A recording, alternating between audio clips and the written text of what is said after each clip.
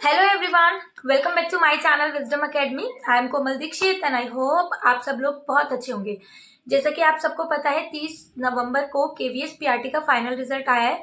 उसके बाद बहुत सारे लिटरली बच्चे ऐसे हैं जिनका बीपीएससी में भी सिलेक्शन हुआ है, जो बिहार में टीचर की भर्ती निकली थी प्राइमरी वो, और ऐसे बच्चे वही बच्चे मतलब जिनका केवीएस पीआरटी में भी सिलेक्शन हुआ है। तो ये नंबर ऑफ स्टूडेंट्स बहुत ज़्यादा है।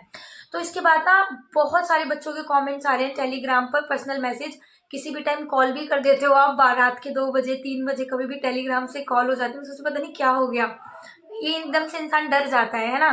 तो अभी सबको इंडिविजुअली रिप्लाई करना बहुत ज़्यादा मुश्किल है। तो उन सारे बच्चों का एक ही क्वेश्चन है और एक ही है कि हम रिज़ाइन कैसे दें, हम कैसे छोड़कर आएँ, या फिर हम क्या करें, रिसीविंग लें, रिज़ाइन लिख करके दे करके आएँ, या हम एक बार ज्वाइन कर लें, क्या हो जाए। तो देखो, मैं इस वीडियो के थ्रू आप सबको जितने भी ज़्यादा डाउट है ट्राई करूंगी कि इसके बाद आपके इससे रिलेटेड कोई डाउट ना रहे। देखो, अगर आप बिहार में हो, अभी नौकरी कर रहे हो, दैट्स फाइन, आप यहाँ से रिजाइन करके जा करके केवीएस में ज्वाइन कर सकते हो, कोई दिक्कत नहीं है। आप अपना रिजाइन दे दो कि मैं अपने कुछ भी रीजन बता के, अगर आपको बताना है कि मेरा केवीएस में नौकरी लग गई है तो मैं यहाँ से त्याग पत्र देती हूँ या देता हूँ और आप जाके केवीएस में ज्वाइन कर लो। बट इन केस भगवान ना करे कि कुछ बात हो जाए और केवीएस में आपकी ज्वाइनिंग ना हो, वैसे तो देखो सब कुछ हो रखा है, कोई दिक्कत वाली बात नहीं है, हो जाएगा सब कुछ। बट इन केस 1%, तो आपने मान लो यहाँ से रिजाइन दे दिया और आप केवीएस में जाके ज्वाइन कर रहे हो, और 1% 0.1% से अगर आपकी ज्वाइनिंग नहीं होती तो आप केवीएस से भी गए और आप यहाँ से भी गए क्योंकि आपने रिजाइन दे दिया है, ठीक है। ऐसा नहीं होगा, वैसे तो आप चाहो तो रिजाइन दे करके जा सकते हो।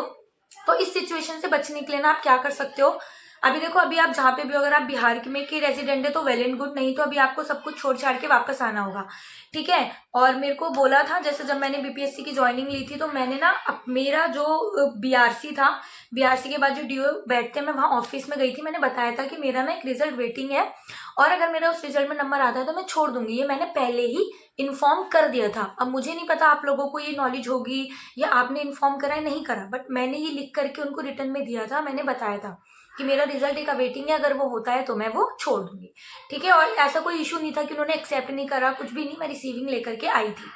तो अभी देखो क्या है, अभी मोस्टली बच्चों ने नहीं इन्फॉर्म करा होगा या उनको ये इन्फॉर्मेशन नहीं होगी।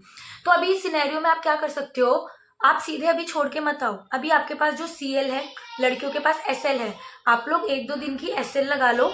लड़कियों के पास सीएल है तो आप लोग सीएल लगवा लो और अपना ना त्याग पत्र ना वहाँ पे किसी टीचर को ना लिख के दे आओ कि मतलब मैं ये छोड़ दूंगा और मैं ये यहाँ से छोड़ रही हूँ, रीजन लिख के। और उस पर ना कोई डेट मत डालो, अगर आपकी किसी टीचर से इसके रिगार्डिंग बात हो रखी है ना तो उसकी आप लोग डेट मत डालो। आप क्या करो, आप जाओ अपने घर जाओ और अपना मेडिकल सर्टिफिकेट बनवाओ, कैरेक्टर सर्टिफिकेट बनवाने के बाद आप लोग एक बार केवीएस स्कूल जा करके ज्वाइन कर लो।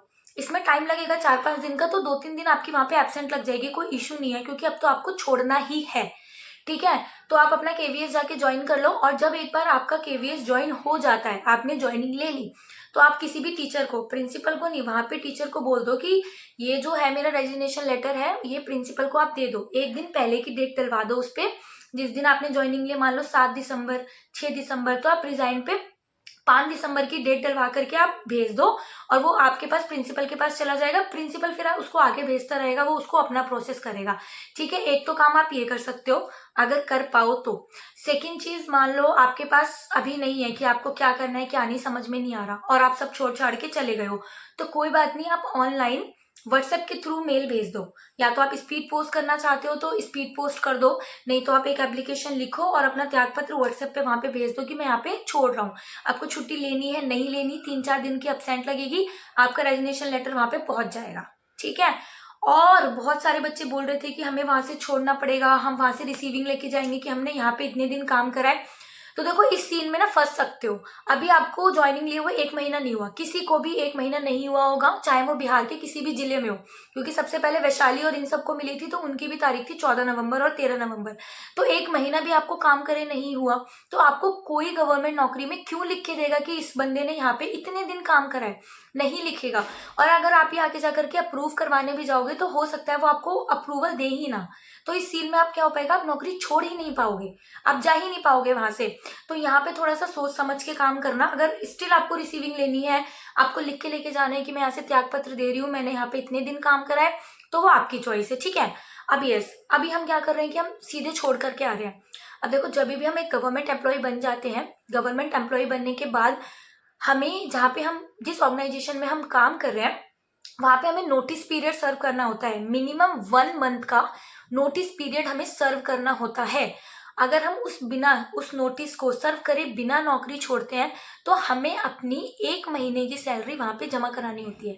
हमें अभी तक सैलरी मिली नहीं है, अभी तक हमें पैसे मिले नहीं है, बट डजेंट मैटर, हमें 1 महीने की सैलरी वहां पे जमा करानी है।